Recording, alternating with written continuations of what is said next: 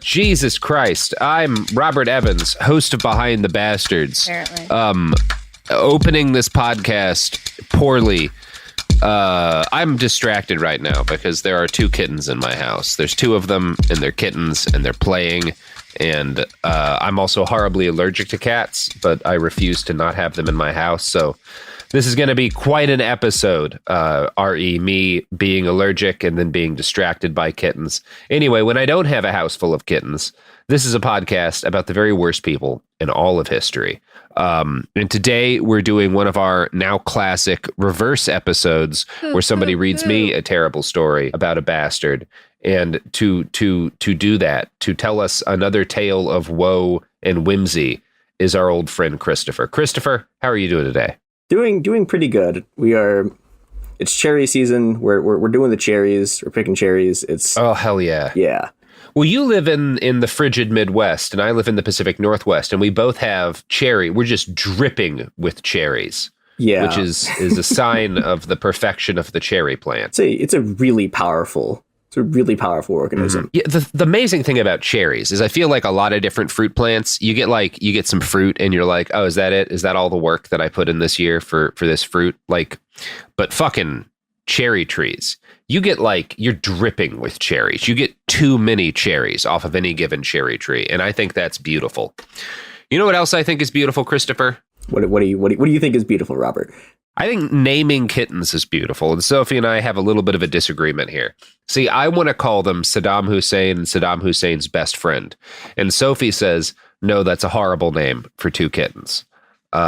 So, listeners, I guess what I'm asking you to do is find Sophie online and tell her that I'm right. Tell her that I've picked the proper name. I told you to name them Sophie and Sophie. Sophie, that's a ridiculous name for a cat. Both Saddam Hussein and Saddam Hussein's best friend. Good cat names. Both options are dictators. Yeah, that is true. I will say the double Sophie has the advantage of the fact that the cats are indistinguishable. They are indistinguished. You cannot tell the difference between them. They both look exactly the same. Little black cats. I also little feel baby like black I've cats. earned the right to be. I've put in the time. Like I feel like at least one should be named Sophie.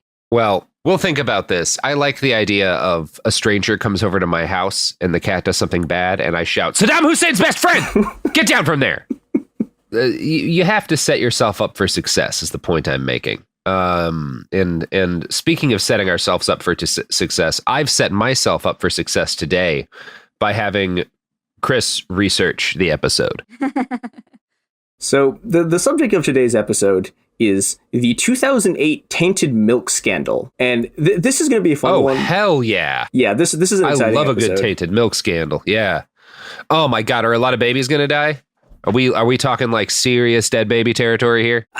Okay, so we'll put this at the beginning. I shouldn't have asked that way. That's a horrible way to ask if a bunch of babies died. Yeah, so the number of babies who are poisoned is extremely high. The death toll is not as high as you would think from the sheer number of babies who are poisoned, but it is a very large number of poisoned babies. I mean, that sounds like the best case scenario is horrible thing happens. Not a lot of babies die, but we have a horrible thing to discuss. This job has broken my brain, Chris.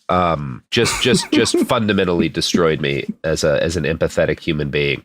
Let's start the show. I'm excited to learn about the spoiled milk scandal. And I'm sure that it was caused by people acting responsibly in just a freak accident that could never have been predicted or prevented.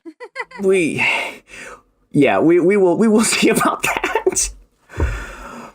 So in 1956, the Chinese Communist Party's cadre in Hubei founded a dairy company called the Three Deer Company. Well, okay, and where's like Hubei?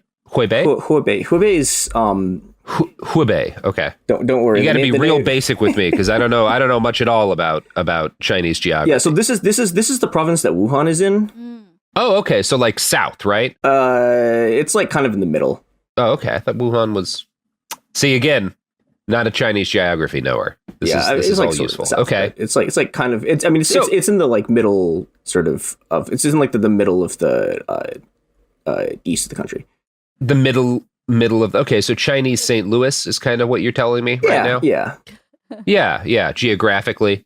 I assume there's an arch. All right. So they make this milk company. Yeah. And you know, for most of what's either called sort of the socialist period or the Mao period, lasting from CCP taking power in 1949 to Deng Xiaoping taking power in 1979, 3 years is it's a relatively sleepy and sort of minor like dairy farm and like what's really a minor agriculture industry. China does not have a lot of milk. Like people don't drink cow milk a lot in you know, most of this period, you know, and you know, this is a state-owned industry, and this means that, you know, it's given production targets by the state, and it largely meets those targets, and in return, the workers who work there get assigned these work points that, you know, they get resources for them out of the allotment. Now, as the social system starts to fall apart, the relative sort of status of the 3-year company starts to change. Now, the social system. And when you say the social system, okay, you're explaining this. All right, good. Well, I can go into a bit more. So yeah, the socialist system, it goes through a lot of changes, but the basic principle of it is that like there's no market, right? There's no market. Nobody's selling anything. There's sometimes the national government, but mostly the local government set these production targets, and the sort of state-owned companies or the labor brigades in rural areas like work to, you know, so you get a production target, you get assigned to do it, and you make as much as like you have to hit the production target. And you get assigned resources based on how much you can produce. And this sort of works okay for like part of the 1950s. But then there's a great leap forward, and you get the Cultural Revolution, and that just sort of knocks whatever legs are like left out of the system. And by the 1970s, basically the entire country and the entire economic system is just being held together by the military. And, you know, this is sort of a catastrophe. Things are decaying. But what's very interesting about this is that it's not actually the famines or just like the massacres or any of the weird mango cults that like actually knock off the sort of socialist period economy. It turns out that what does it in is the socialist period's class structure. Now, socialist period economic policy basically dictates that. So you have these agricultural surpluses in the countryside. You take all that grain and you plow into urban development in the cities so that China can build this like modern industrial economy. The consequence of this is that there's basically very little or basically no investment in rural areas, which means you get this like you get this massive economic disparity between the underdeveloped and poor countryside that, you know, the state's extracting grain from and the richer, increasingly rich cities that consume the grain. And this whole thing is made worse by what's called the hukou system, which is this like the ecosystem this is still in place to this day, although it's been modified somewhat. It's this internal passport where basically like where you or your family is born, you get registered to that place, and you can only get services like from basically the town or from the sort of local government that like you're registered to. And I mean, and this goes everything from like housing benefits to like social security to medical care, and you know it's also has a lot to do with what kind of jobs you can get. So you know if you have a hukou from a urban area, you get these very well funded sort of services and jobs in the city. But if you have a rural hukou, you're stuck with these absolute just third-rate services, there's no employment opportunities. And the other thing with this is that when the famines start, the grain goes to the cities and not the countryside. And so you know this goes on for a bit, but eventually the Chinese rural workers who are doing the grain production just had enough of this shit.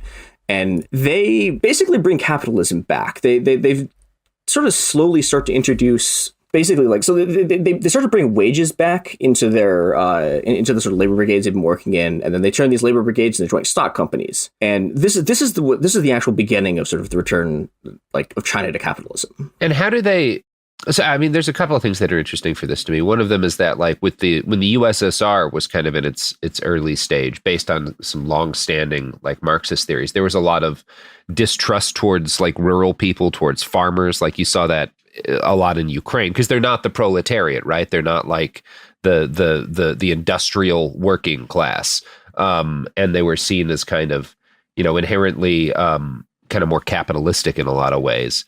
And it kind of seems like that's what's happening here, and that's also what they're doing. Well, it's weird because so the big sort of difference between like Maoism and like the earlier sort of forms of Marxism is that Maoism is like, I mean, and this is how Mao like becomes a leader of the Communist Party, is that he's the guy who's like, we're going to organize the peasants. And so, you know, and they have this whole thing about like the peasant worker alliance or whatever, but like the people who actually put the communists in power are the peasants. They're you know, until the Great Leap Forward, they're extremely popular there. But that, you know, but they have this whole thing about how Like they have this whole thing they need to do industrial development. Part of it's like, you know, they fight the Korean War, and like the Chinese soldiers who get sent to Korea, like they don't have shoes, and they're you know, and so yeah, they're not doing great. Yeah. I mean, like they have like a pretty good army, but it's like they don't have any supplies, and so there's this whole thing about we need to do industrial buildup, and that, and the fact that there's also this huge concern in the CCP that like they're going to get overthrown by urban workers, which like I mean, literally does happen in 1968 when like the party gets ran out of Shanghai by like an uprising. There's all this stuff, and so they're basically trying to like they think the peasantry is like restive enough that they can extract grain from them and put it into the countryside. I'm sorry, take the grain from the countryside and put it into the cities. And yeah, the problem is that so they don't have enough. Okay, so if you need to improve agriculture, right, you need to like increase the amount of grain you can produce. And the thing is, so partially you're dealing with like Lysenkoism and all of this bunk science. But the other problem is that they don't have like modern industrial agricultural equipment. And so the problem is, in order to do that, you need like an industrial base. But the thing is, in order to build the industrial base, you need more grain. And so they have this like trap they get caught in. And the way that they sort of get out of this is that the peasants start bringing capitalism back. And so in 1984, it's like a few years after the peasants start forming like joint stock companies and they start bringing wages back, Deng Xiaoping is just like, okay, all of this stuff that you guys are doing, I'm going to put my seal of approval on it. I'm going to put out this directive. It's like, this is all legal. You should do more of it. And, you know, this is like why Deng gets all sort of the credit for it, because he just like puts his name on it and was like, all these economic reforms are my idea. And yeah, I mean, and I assume there was like a fight over this at a pretty high level, right? Because you can't just say like, hey, we're gonna add some capitalism back into the mix, and the Central Party be like, okay, without like there was some shit that went down, right? Yeah, and I mean, the thing about that's important, even about Deng Xiaoping, is that in the beginning of this, like they don't want to go back to capitalism. What they're trying to do is reintroduce the market as just like a way to sort of stabilize the economy. And yeah, which is something I think people mistake a lot. Like markets aren't necessarily capitalism, although that is, you know, what happens at the end of this process. Yeah, and you know, and there's a bunch of really intense theoretical debates over like socialist markets, and I mean, there's a very brief attempt where like they're going to try the Yugoslavia thing where everyone has like democratic workers co-ops, and they just like that doesn't happen. But, you know, there's this whole debate about this. Doesn't really happen in Yugoslavia, you could argue. Yeah, I mean, it worked okay for a bit, but and we should note, because not everyone's listened, we have 2 episodes on Lysenkoism. That was this Soviet theorist who believed that you like freeze seeds to make them more cold tolerant and stuff, and he had a bunch of wacky theories about how you could apply like kind of socialist attitudes towards people to plants and it would improve crop yields, and it didn't, and a lot of people starved. And they did it in Russia and they did it in China, and it was not a great idea, broadly speaking. Yeah, it was not good. Now, one of the other very important thing about and something that genuinely did change in this period is that in 1984, that directive I was talking about, Deng Xiaoping lets for the first time state-owned firms like, you know, our friends over at the 3D or Dairy Company, like actually make profits by selling their goods. And so, you know, previously, like you're working to a production target, you hit the production target and they give you stuff. But now if you have excess production, you can sell it. And this is an enormous, I mean, this hasn't, you haven't been able to do this in China since like 1953. It just hasn't happened. So this is the start of this whole thing where, you know, the state-owned companies start to be, instead of like producing goods in order to produce goods, they're producing goods in order to make money. Now, our friends at 3D Company during this period come under new girl boss management, and under this new girl boss leadership, they start becoming they become the first large-scale powdered milk manufacturer in China. And this is important because powdered milk is how you make baby formula. And so, you know, they go to powdered milk and they start making baby formula. But this was not enough for the ambitious new leadership at 3 Deers. In, you know, with this new incentive structure that has been set up, where you have an incentive to produce as much as possible and cut costs so you can make money, they start looking for ways to make production cheaper. And the solution they land on is outsourcing. Now, previously Yeah, this is going to go great. I love one of my favorite things is when, because I'm thinking of, we'll at some point cover like Nestle's baby formula disaster too, but the fact that they go right to outsourcing. I love when you have what are supposed to be radically different ideologies, but they start making similar decisions that lead to similar problems. Like it's just. Yeah, it's very fun. Yeah, we're going to see there's a lot of stuff that goes on here. So and this is also like a huge break though with previous sort of the way the socialist like agriculture works, where if you have a dairy farm, right, you have there's a state-owned enterprise, they own the cows, they own the farms, they employ all the workers, and they like run the whole system from like farm distribution center. And Three Deers looks at this in 1986. They start making changes, and they look at this and they go like, this is expensive. We have to actually like run the farms, and we have to pay for the cows. We have to pay wages. So instead of doing this, they go, what if we loan our cows to farmers in the countryside? And then, they have to take out... Jesus Christ. Yeah. It gets better. They're sharecropping cows? Oh, yeah. So they're sharecropping cows, okay. Right? And then, so to pay off the debt they incur by buying the cow, they have to like they pay back the debt in milk. And then on top of that, they have to pay a yearly management fee in order so that they can like continue to be like debt peons who sell milk to this company. Now, the other great part of this is that they're not outsourcing to like actual farms. They're outsourcing to individual farmers. And so, I mean, these people have like 2, maybe 3 cows. Most of them have 1 cow, which means that they're completely dependent on Three Deer and their middlemen because they don't have enough resources to actually, run their own operation. They only have 2 cows. And, if you only have 2 cows, you can never make enough money that you can like get even like a 3rd or a 4th cow. So, they're stuck here working for this company, and they are in effect the first modern Chinese gig workers. Oh, Jesus Christ. Yeah. So you can see where this is going. Now this model, this gig working model also spreads to the American dairy industry, where there's a bunch of farmers, quote unquote, who take out these like enormous loans to buy cows. And, they also get caught in these debt traps. And, the way this works is that by convincing these farmers that they're actually entrepreneurs, that they're small business owners and not workers, the corporations can exploit them even more than they were able to earlier by, when they were just workers. And this is essentially just how capitalism works now. The celebrated anthropologist Anna Singh wrote a very, very good article called Supply Chains and the Human Condition that talks about a lot of how the supply chain and outsourcing stuff works. And here's what she had to say about these contract growers who are the new like debt peon cow farmers in the US. Watts, another academic, concludes, contract growers thus are not independent farmers at all. They are little more than propertied laborers, employees of a corporate producers who also dominate the chicken processing industry. Yet, this little more than makes a big difference. It is not hard to understand, not hard to imagine the cultural commitment of the grower to independent landholding and, quote, a business of his own. Contract farming flourishes in the imagined difference between an employee and an entrepreneur. The contract farmer works for $5.70 an hour, $15,000 a year, even though he is a white man, because he owns his own business. Self-exploitation is essential to the cost-cutting power of the supply chain. Yeah, that sounds like some great communism to me. Yep, just like Marx envisioned. Yep. Yeah, and this is the fun part about this. This is happening both in the U.S. and in China at the same time. And, and there's a lot of stuff going on here, particularly with the American side, right? I mean, you have, American agriculture is run by just undocumented, huge numbers of undocumented workers fleeing sort of American atrocities in Latin America. And, and, their ability to sort of organize. You create situations of privation that make people desperate enough to labor incredibly, basically for free in conditions that are harmful to them, and they can't complain because they're nuts. Anyway, yes.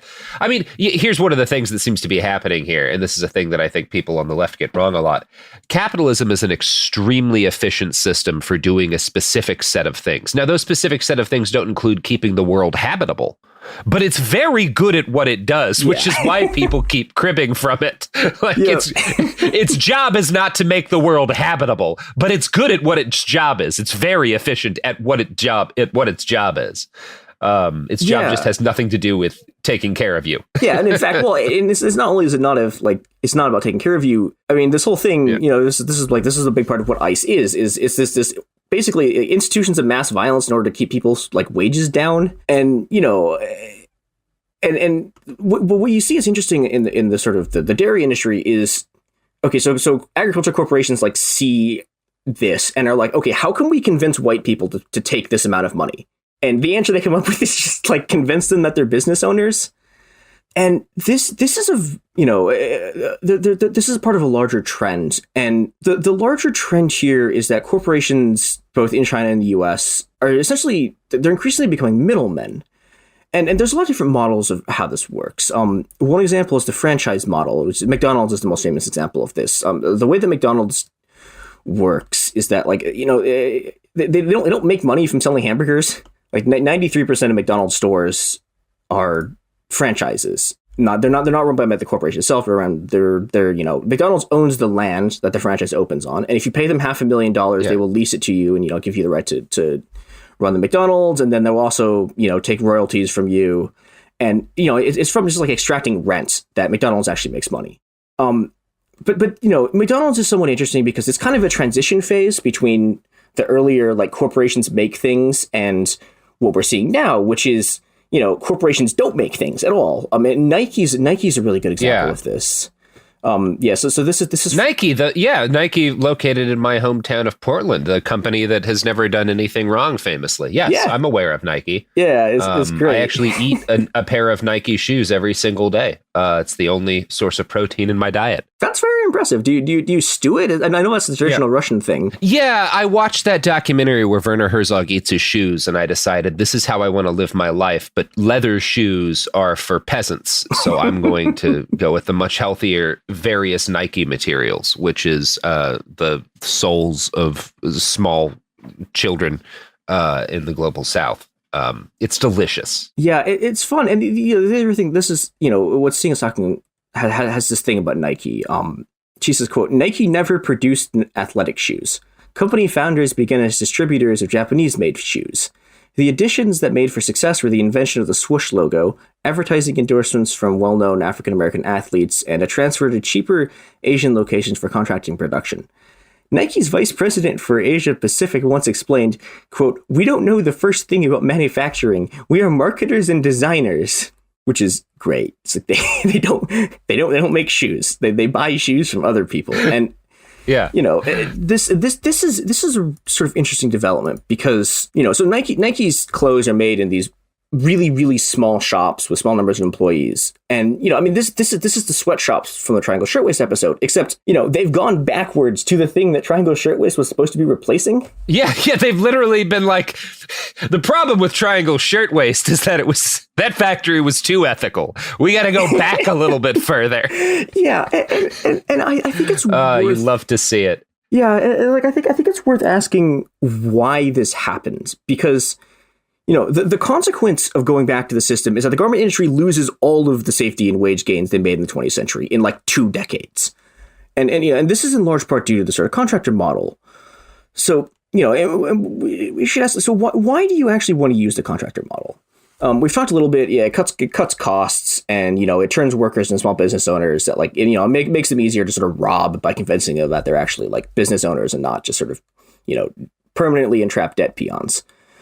Now, another reason for this is that it makes union organizing extremely difficult, because part of the workforce that, you know, would have been workers in like a Triangle Shirtwaist setup are actually small business owners now.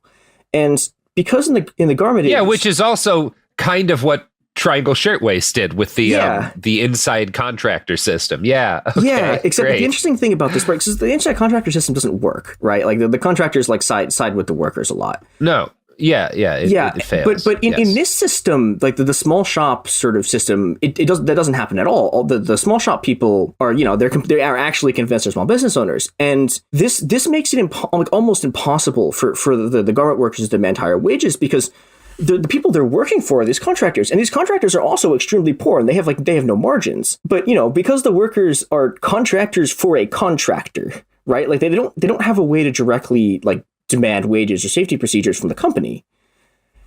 And, you know, this isn't like this system is not efficient, right? Like, you know, it's way more efficient to like make the stuff in big factories.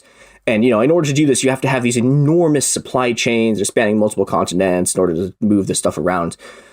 But, you know, that doesn't really matter, because since the 80s, what you basically see is corporations going, okay, it is better to have enormously inefficient production and these like giant logistics lines than it is for a single union to exist and take any of their money, or worse yet. And this, you know, this is a real threat in the 60s and 70s, which is what all this decentralization stuff is a response to. You know, it was a real possibility in the 60s and 70s that like the garment workers were going to seize the company and start running it themselves. And so you get this enormous effort to make sure that this never happens again.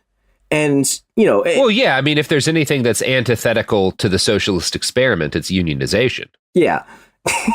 Workers owning the means of production, like capitalists? No, thank you. Yeah, you know, and this is, this is, I think, is part of why it's interesting that, like, Three Deer is doing all of this stuff that, like, we look at now, like, Honest Things running in 2010, right? Three Deers is doing this all in 1986.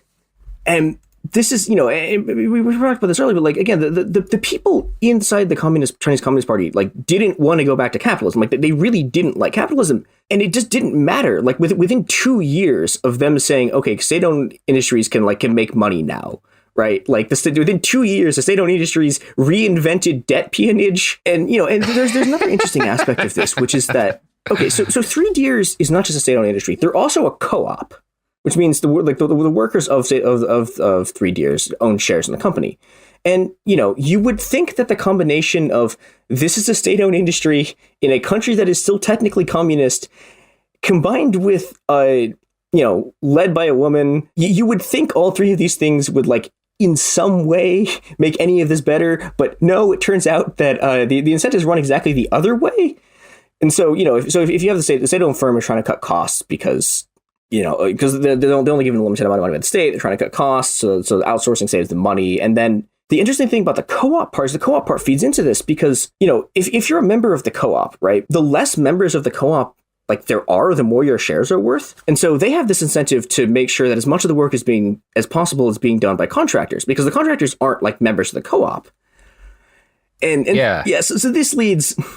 Yeah, and this they invented Uber. Yeah, they invented Uber in 1986, 2 years after they legalized making money. It's incredible. Yeah, hell yeah. See, that's socialist innovation right there. Fuck you, Silicon Valley. Oh God, you know, and because this, I mean, it's actually an old idea, but yeah, they're one of the first people to like bring it back, which is fairly incredible. And, you know, because this is just like a capitalist economy now, this pays off enormously. And, you know, 3 years throughout the entire sort of the next 10, 15 years just massively expands. They do this massive series of mergers and acquisitions. And by the 90s, it is the largest dairy producer in China. And, you know, and they continue to expand. And, you know, but by this point, they have real political power because they're you know, their company is a significant part of like the local Chinese tax base. And so this gives them ins with the party. And this is part of what allows them to, in 2005, form this joint partnership with the New Zealand-based Fronterra Cooperative Group. Fronterra buys 43% of the shares, and, you know, they do this huge joint partnership thing. And this is a huge deal. Fronterra is the second largest dairy company in the world. They have 30% of the world's total dairy production. And, you know, they're the largest company in New Zealand by a margin that's like, okay, they are so powerful in New Zealand that several of the cables from WikiLeaks suggest that the reason that New Zealand sent troops to Iraq was that the U.S. was threatening to cut off their milk for oil deal with the Iraqi government when they knocked it off. Shit. What the fuck? What the fuck? See... But no war for milk is a terrible thing to put on a placard sign. Yeah. That's just not going to get you anywhere. That is incredible. I love it whenever we get New Zealand gets so much credit because their government isn't just howlingly incompetent.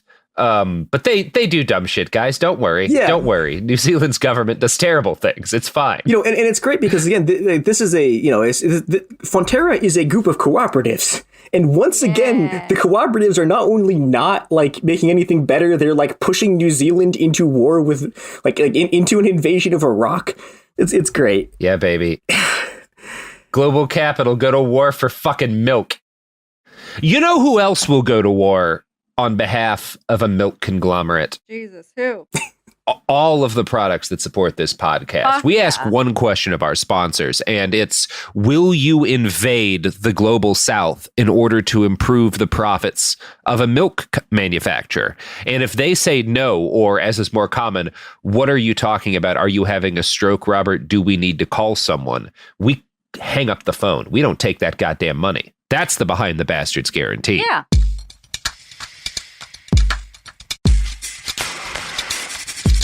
We're back, and Sophie just admitted that as a capitalist pig dog, she is wearing a Nike shirt. I am. Shamefully. I mean, it was a gift, but that's not an excuse. I still wear it. Mm-hmm. See, Sophie, I'm a monster. That is something. I know, you're a monster. You're a monster. Unlike me, who is just surrounded by products of the international arms industry, which is completely non-problematic and has never been involved in anything unethical. I'm simply just... That's what everyone says about the global arms trade. LeBron, Ethics. Gotta represent LeBron James. Mm-hmm. And I'm representing a lot of unsettling companies. Okay, let's get back to the show. Chris, we're talking about milk. Yeah, so we're... Which is also a thing you can buy and support the global arms trade, apparently. It's great. It's great. No matter what you buy, all the money goes to the arms trade. You can't not feed money back into the global arms trade. That's capitalism, baby. It all winds up making guns somehow. Also, the fun part of this is that Fonterra is going to come out looking like the better party in this deal at the end of this, this is a... You can tell the story is going well when the people who are slightly more responsible are the people who sent troops to Iraq. It's great. Now, Fonterra partners with 3 Deers under the assumption that, China's largest dairy company will be selling products that are, of quality and thus wouldn't get into, trouble. But, even... Yeah, you're not gonna... Yeah, they're the largest dairy company in China. What could possibly be going wrong? But, even before 2005, there were signs that Fonterra should have been concerned. Now, since the start of the reform period in the 1980s and sort of accelerating through a transition to capitalism in the 90s, China has had a huge food safety problem, particularly in the dairy industry. And while obviously there's a lot of structural issues involved in this, in the dairy industry, a lot of this is directly this is directly the fault of 3 Deer's model of contract farming. Now, as we've... Oh, no. Yeah, it's great. Making the Uber of massive scale food production didn't make things as safe as Uber, the famously safe ride app. The Uber of baby formula, surprisingly, are not the good guys here. Now, as a result of the miniature agriculture revolution that 3 Deers kicks off in the 80s and 90s, most dairy farming, and this is true to this day in the year 2021, is done by those individual farmers with 1 to 3 cows. And, this whole system is designed so that no one can build up enough capital to get out or to do any kind of productivity improvements on themselves, because if they had that much money, they could go start their own company and they wouldn't have to, work for 3 Deers. And the other thing about the contract model is it means that no one is investing, because these cows are owned and maintained by these farmers. Yeah. No one's investing in any sort of technological improvements. And, because all the farmers are, at best you're broke and at worst you're hopelessly in debt. They don't have money to buy good land. They're using essentially the land left over from the old land reform allotments. And this means that, this is some of the worst agricultural land in China that they're raising these cows on. I mean, okay, it's the worst agricultural land that you can raise a cow on, and it's not literally desert or the top of a mountain. And so, this means that the cows aren't very healthy, and the milk they produce is pretty low quality. Now, higher quality milk with more protein in it sells for more money because, you can use it to make baby formula. And this means that there's an enormous incentive for farmers, middlemen, and the dairy companies to fake the protein content of their milk to make it look higher than it actually is. How do you... is it just they're bribing the people whose job it is to check? Or is there some are they pouring whey protein into the milk? Yeah, so... how does that actually work? So the easiest way to do this... so they are bribing people, but you have to bribe an enormous number of people in order to do this. So the easiest way to do it is by putting additives into the milk that make the milk look like it has more protein when on the sort of tests that companies use to like figure out how much like milk, how much protein is in the milk. And, you know, this is where the middlemen come in. And, you know, so the middlemen are people who they buy the milk from the farmers and sell it to the dairy companies. Now, you might be wondering, you know, again, the companies sold them these cows, right? So why are the companies like not just buying the milk from the farmers directly? And the answer for that, there's three reasons. The first is that the dairy companies, you know, running through these middlemen means they don't have to spend the money running their own logistics network to, you know, buy and then move supplies of milk around. The second reason is to put a buffer in between sort of the dairy companies and the contract farmers, and in case the farmers get any ideas about, you know, banding together so they don't have to live in desperate poverty. Yeah. And the third reason you use middlemen is to do crime. Hell yeah. Now we're talking. Yeah. And you know, this. Yeah, because if you get someone else to do a crime, then you're in the clear. That's the way crime works. Yeah. This is literally true. So, you know, say, for example, you are Nestle. Yeah. And the cocoa that you use for your chocolate is produced by child slave labor in, you know, the Ivory Coast of Burkina Faso.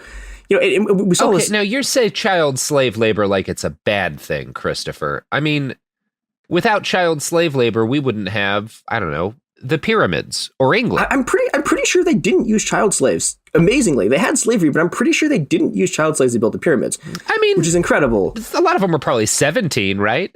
Yeah, but you know, I do want to point out, it's like, yeah, so like every computer, like every electronic device that's like made now has coal tar in it, which is this thing that's almost entirely, mined by child slave labor in the Democratic Republic of Congo. It's like, we're not even making pyramids with it. Like, we're making like headphones that break after 4 minutes. It's like, we're making iPhones that are designed to stop working after 2 years. Yeah. You know. Yeah, no, I mean, yeah. So, okay. Yeah. And, you know, and we saw this recently with their like, so people who'd been enslaved by the contract growers, you know, tried to sue Nestle in court. But, you know, because Nestle's buying from middlemen and not like owning the slaves directly, they you know, in court, they were just like, it wasn't us, it was our suppliers, nothing we can do about it. Yeah. And you know, and the other thing, the great thing about American contract law, it is literally written into law, right? It's like there's great examples in California, but you know, it's written into law, the American corporate law, that if you are a contractor, right, for a company, and you know the deals you sign that involves you becoming a contractor makes it so that if you like do slavery, you have to claim in court that it was you and not the company above you, which it's great. That's rad. Yeah, and God, that's fun. Yeah, you love to see it. Yeah, okay. It's great, and you know, and because Nestle's production is set up exactly the same way as Three Deers is. Like the people who Nestle enslaved lost a Supreme Court case when I tried to sue them because they couldn't prove that Nestle directly ordered the slavery, and then you know because it didn't happen in the U.S. Once they couldn't prove that, it didn't happen in the U.S., so they didn't have any standing to sue in American courts. So so there's this whole legal framework that's set up, and this happens everywhere to use these contractors to do crime. And in the Chinese case of Three Deers, you get exactly the same thing. You know, you have the middlemen and contractors who are the people who are doping this milk. And, you know, by doping, it's like they're putting additives into the milk to fake the test, to fake the amount of the protein count. And, you know, and by getting the middlemen to do it, you have plausible deniability. And, you know, if things like go wrong, you can just blame the farmers. Now, I will say this. So some farmers are desperate enough to put additives into their milk themselves. But, and the farmers in the media are the people who get blamed for this. But, you know, a lot of them, and even the people who are doing it, like they don't know what they're like putting into the milk, so they just assume that it's like fine. But you know, this turns into a huge problem because you know the combination of sort of the incredible greed of these large small business owners and the desperation of these farmers leads to a series of really bad milk scandals. One of the more famous instances, and like the worst instance, I think. Was the fake milk scandal 2004, where a bunch of just fake baby powder was made with regular milk and not, you know, like high protein milk, was sold to a bunch of extremely poor rural farmers. And the result of this is that 50 babies die from malnutrition because, you know, the milk didn't give the nutrients that they needed. And so they starved. Right. And yeah, that's what babies do when you don't feed them. Yeah. Yeah. And this, you know, so this pisses off everyone because here's a bunch of dead babies who starved to death. And there's a huge crackdown, and a bunch of people, including party officials, get arrested. And, you know, the result of this is there's a whole series of these very high-profile attempts by the party to get the problem of food safety and fake food and fake drugs under control. And this culminates in the CCP executing the head of their Food and Drug Administration for taking bribes from a pharmaceutical company to promote their products. Like, they kill a cabinet level official, and it doesn't do anything because the problem isn't about just individual corruption. It's structural. And, you know, this is sort of a structural problem with capitalism. Like, the cheapest and easiest way to make money is just to scam people. And, you know, yeah, it's always the best way to make money. Yeah, we have seen this. This is one of the running themes of Behind the Bastards is get rich, scam people. And, you know, cutting corners and even just like making fake stuff doesn't work. Makes you an incredible amount of money. And, you know, the longer you can keep the scam going, the better off you are. And, you know, this is the way the incentive structure works everywhere. The only reason that food safety is as good as it is in like Europe is that, you know, food safety was a key demand of sort of the workers who have been in progressive reformers who were able to get these food safety regulations put in place. But, you know, and I can't emphasize this enough. And don't worry, folks, they're dismantling it. Don't worry. They'll get rid of those food safety regulations in Europe, here, everywhere. Don't worry, people. Yeah, well, soon you will be free to eat poison. Oh, don't worry. Europeans also eat poison. Even the controls they put in place, like, don't work all that well. So, for example, like in France, there's this massive scandal in the 80s and 90s where it's revealed the Socialist Party had been sending blood drawn from prisoners with HIV and hepatitis and selling it to Bayer Pharmaceuticals so that Bayer could make a drug for hemophiliacs with it. So, oh, you love to see it. God damn, that's good. That's what people come to Behind the Bastards for.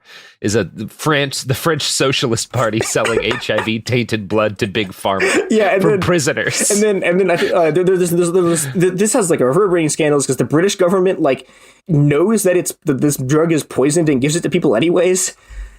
It's great. Course. Yeah, and you know, and this is the sort of last part of the incentive structure at play with unsafe food and drugs, which is state officials trying to make money for themselves and their political clients. And, you know, again, this is the cause of food safety issues in all capitalist countries. But China in particular has, you know, it has a more intense version of this because there's this really, really fierce competition between sort of different local governments over GDP growth rates. Because, you know, if you're a Chinese official, right, like the way you move up in the party is by how you're sort of your local or provincial, you know, you're a cadre, right? You're in charge of a city, you're in charge of the town. The way you're evaluated and how you move up in the party is mostly based on how high your GDP rate is. Now, this means that, you know, if you think very socialist, yeah, it's great. It's incredible. It's also funny because like one of the big things across the whole sort of like really 80s and 90s, and it's still going on today, was like one of the big sort of socialist projects is about how GDP is like a completely bullshit metric of like economic growth, and China's like, no, our cadre evaluations are all GDP now, and this means that you know the cadres will sign off on just literally anything that they think will just like cause any growth whatsoever. So luckily in the US we do not have the problem of bribery because giving money to politicians in exchange for political favors is in fact legal and thus definitionally not bribery. But unfortunately for corporations in China... Great. Okay, rad. Yeah. Yeah, unfortunately for corporations in China, China is an absolute one-party capitalist dictatorship, which means you have to bribe politicians the old-fashioned way. Like socialism intended. Robert, okay. Do you know who won't bribe Chinese regulators in order to poison their milk? I mean, definitely not our sponsors, because they are actively bribing Chinese regulators as we speak. Regulators of all nations, you know, we only go with the wokest corporations, so they'll bribe Chinese regulators, they'll bribe Zimbabwean regulators, they'll bribe regulators from Latin America, they'll bribe regulators from anywhere in the world. That's the Behind the Bastards guarantee. Everyone's getting bribed. Here's ads.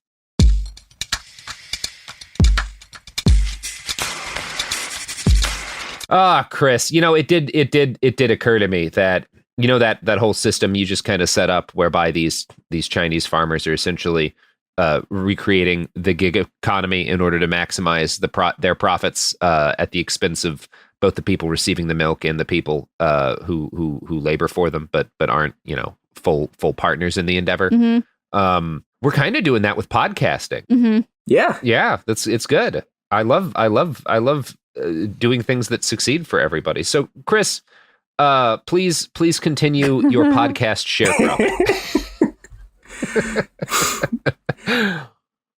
Now, so the other thing about China is that, so you can bribe politicians, right? But you can also just literally bribe the regulators directly. And, okay, so Chinese regulation, so when Chinese regulators are not literally representatives from the corporation they're supposed to be regulating, you get corruption. Like, we saw like the CCP executed the dude who was their head of the State Food and Drug Administration. The corruption goes from the local level all the way to the top. And corruption among regulators is so bad that when a Chinese state journalist like took maternity leave and wound up making a documentary in 2015 about air pollution after her baby developed a tumor while in the womb because the air quality was so bad, she like looked at the U.S. as a model of a country with a functioning regulatory apparatus. And again, this is interesting because this isn't sort of just like partisan hack criticism, right? Like this is the Chinese state. This is the Chinese state journalist, and and the CCP thinks that the issues that she's bringing up like are valid enough that, like, in this documentary is called Under the Dome, and they think the issues are valid enough that they don't ban it. This is a documentary that's very critical of the party, and they don't ban it for the first week that it's released. And this is one of the ways the CCP sort of like tacitly allows criticism to be made because okay, so it's CCP, you can't actually just have free criticism there, right? But they were like, okay, we'll ban it eventually, but we'll let people see it first. And the thing they were like, okay, we need to let people see is Chinese regulatory corruption is so bad it makes people long for the American, the amazing safety system of the U.S. Oh boy, yeah, it's bad. Yeah. Now, by 2007, Chinese authorities are they're not unaware of the practice of putting additives into milk. And this kicks off this kind of regulatory cold war between additives manufacturers and the regulators who like actually don't like care about not poisoning children. And, so the regulators change their techniques to detect like the chemicals that people are using, and people change the chemicals. And there's this whole sort of cold war. And it starts to get worse in the late 2000s as the CCP imposes price controls on baby formula as an anti-poverty measure. Now, this is not like a bad thing inherently, like in principle, but, if you're dealing with like a state-owned firm that's designed to actually produce goods for people and not designed to make money, this can actually work. But, the price controls had these weird unintended consequences when applied to, the Three Deer, the contract worker co-op. Yeah. And, so Three Deers and the other milk companies just sort of pass on the added costs and the price controls down to the middlemen. And the middlemen are like, okay, well, we'll pass the price down to the farmers. Now, this escalates the regulatory cold war because the price for like regular milk just implodes. And people start adding these incredibly dangerous chemicals, like more dangerous than what they'd already been using, to the milk to fake these tests. And the most notable one of this is melamine. Now, melamine is a chemical that is normally used to make plastics. It's common in, So that sounds like something babies need a lot of. Yeah. Because babies are basically mostly plastic. Yeah, it's completely healthy. It's like that's why you let them eat dishes, or when the baby starts chomping on a countertop, it's like, we got to get the melamine. You got to let them eat this countertop. They got to get that melamine. Yeah, absolutely. That's why I feed babies nothing but pure plastic. When I filter out, I get one of those facial scrubbers with the little microbeads, and I filter out those microbeads, and I just funnel it right into the baby's mouth, and that keeps them healthy. It's super toxic though, like. Yeah. But babies are mostly poisoned by weight, right? Yeah. I like babies. Yeah. So, oh boy. So, unfortunately for people who like babies, melamine. So, if you ingest it, it causes you to develop kidney stones. Oh Jesus! Yeah. And baby. So babies are getting kidney stones. Oh, it's so mean. I hate that. So much. So. But on the other hand, it's really, unless you're specifically looking for it, it's extremely hard to detect because basically what it does, so the like more refined protein tests are like testing for level of nitrogen in it, because the level of nitrogen in the thing tells you how much protein there is. And this thing like boosts the level of nitrogen. And so, when people start getting desperate, they're like, screw it, we'll put plastic into this, we'll put this chemical, and, this stuff starts getting put in milk all across China in order to pass off like shitty milk as like high quality baby formula milk. but it's really just causing baby kidney stones. Yeah. That's dark. I don't like that at all. Yeah, it's going to get worse. I mean, the good news is that when you get kidney stones, doctors tend to advise, like beer is often advised because it helps you pass them. So really, we just need to start getting those babies beer, and the problem solves this. Just mix beer in with the milk.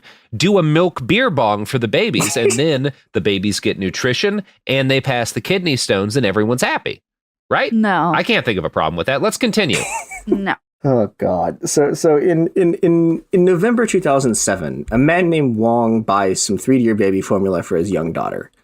Now he holds on to this to the formula until early 2008, but when he starts using it, he quickly realizes there's something wrong with his daughter.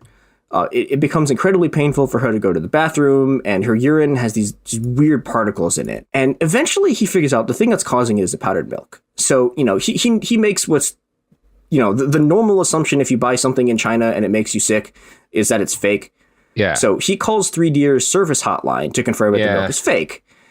And, so some time goes by, and in late February, they're sort of like doing bureaucratic stuff. In late February, he sends them some of the packages that he has left. And they confirm, surprisingly, the packages are not fake, they're real. And they tell Wong to send the rest of the packages to the company. Right. Now, Wong should have been one of the big heroes of this story because he tells him to fuck off. Because he's like, okay, I want an actual examination of what made my baby sick. And so he goes to his local consumer association to demand one. The problem is that the inspection to figure out what's wrong with his milk costs a third of the average salary of a Chinese worker. And 3Deers refuses to pay for it. So he spends the entire month, he can't, he literally doesn't have the money for it. So he spends the entire month of 2008 trying to fight his way through this just absolute bureaucratic nightmare, trying to figure out what's happening to his daughter. And it comes to nothing. Now, Wong is interesting. He actually posts about this online, and the thread very quickly gets locked, but he becomes the first documented case of poisoning from 3Deer's powdered milk. Now, while Wong is fighting this case, there is a massive earthquake in China that kills almost 90,000 people.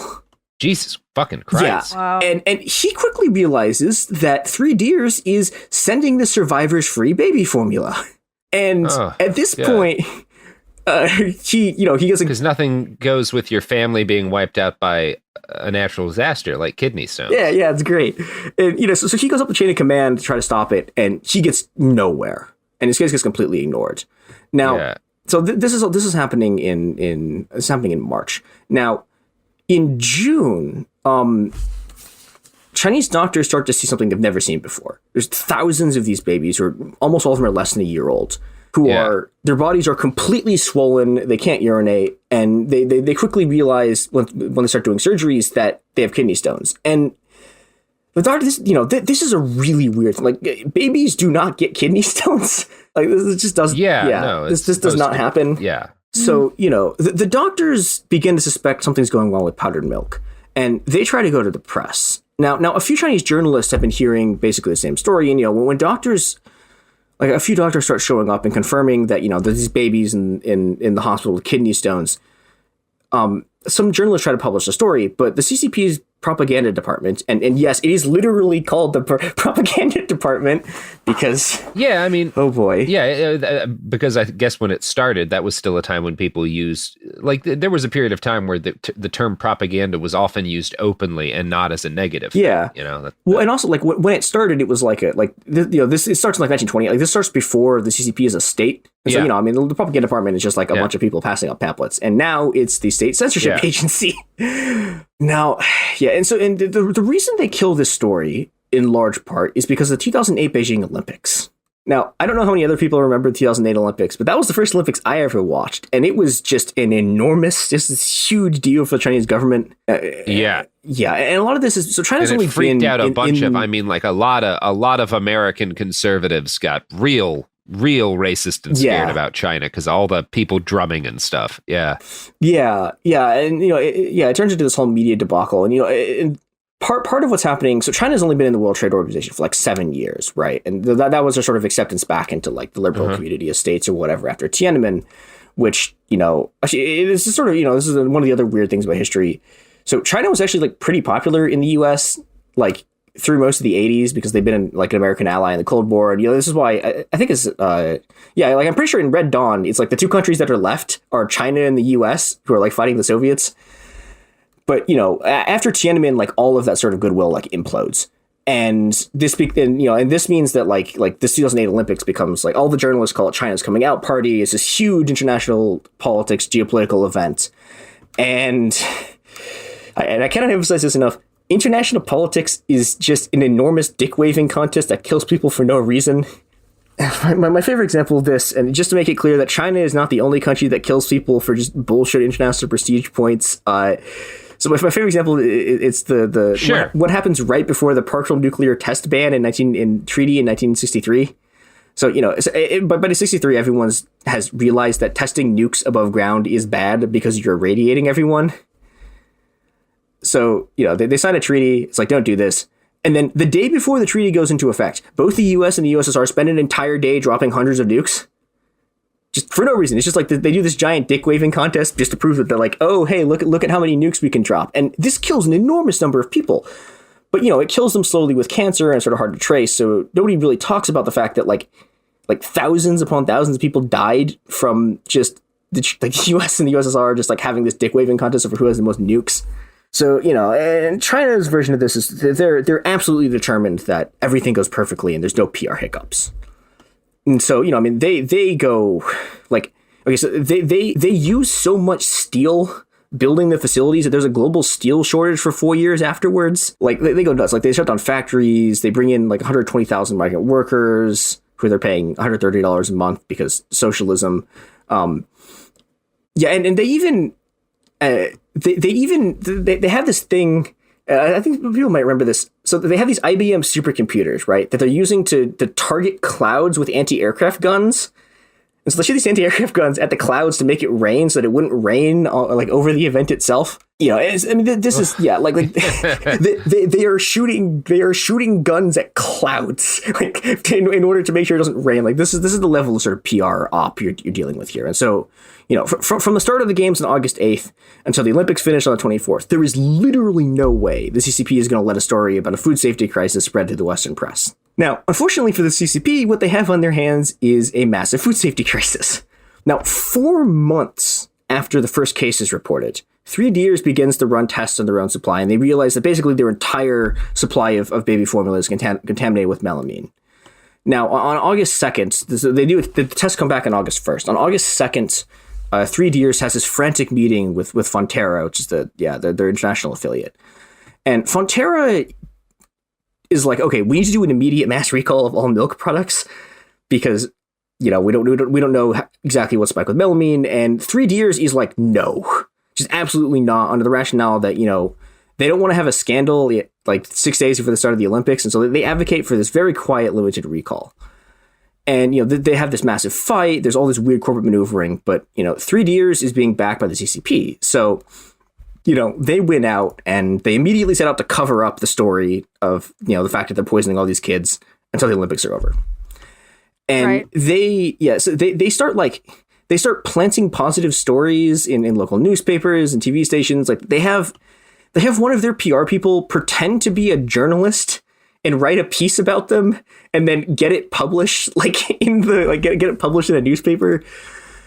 And and they also, I'm glad that stuff happens there too. I was feeling bad about America for a while, but now I realize we're just part of a beautiful global community of PR flacks pretending to be journalists in order to sell death. Yeah, it's great. Great. That is like when celebrities call the paparazzi on themselves to get a good photo. Yeah. Ew. The other thing they did, and this is something, well, okay, it wouldn't surprise me if Google does this, but I've never heard of them doing it.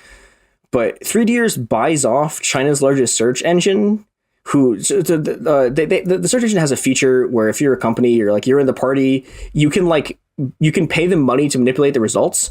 And so they pay this money, and the search engine ensures that if you search for melamine or sick babies, it won't get linked back to Fonterra. And this sort of media blackout works. Three Deers and Fonterra say nothing to the public until the Olympics are nearly over. On August 22nd is this 2 days before the close of the games, and 20 days after they learned about this, Fonterra finally reports the contamination to the New Zealand consulate. And then the New Zealand consulate continues to sit on it until after the games are over because they don't want to damage relations with China. And it's not until September 8th that Helen Clark, the Prime Minister of New Zealand, formally and openly reports the contamination of the Chinese government. Now, I'm emphasizing the date so much because every single day that they delay means another day where thousands of babies are drinking poison and are permanently damaging their kidneys trying to piss out kidney stones. And the results of the delay, again, this is the first case is reported in February. The Chinese government finally reacts in September. And the result of this is that 300,000 babies get sick, 50,000 are hospitalized, and 6 children die. And I want to read this quote from the South China Morning Post so you can get a sense of the effect that this had.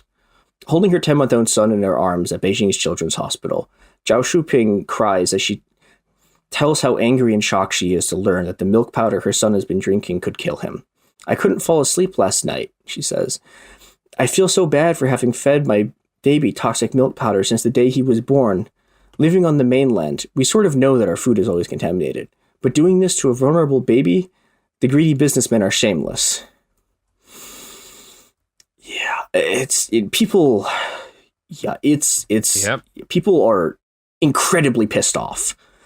And, the moment that the cat's out of the bag, the CCP starts, they bring all their guns to bear on the crisis, and their investigations quickly discover that it's not just Three Deers. 22 other milk companies have melamine in their milk. And, between Three Deers and the 22 other companies, that is almost the entirety of China's dairy industry. And, that represents by any reasonable standard a systemic crisis. Now, the CCP's reaction to this was to execute 2 dairy farmers and 1 manufacturer of melamine powder, and put 9 more people, including the now peak girl boss head of Three Deers, in prison.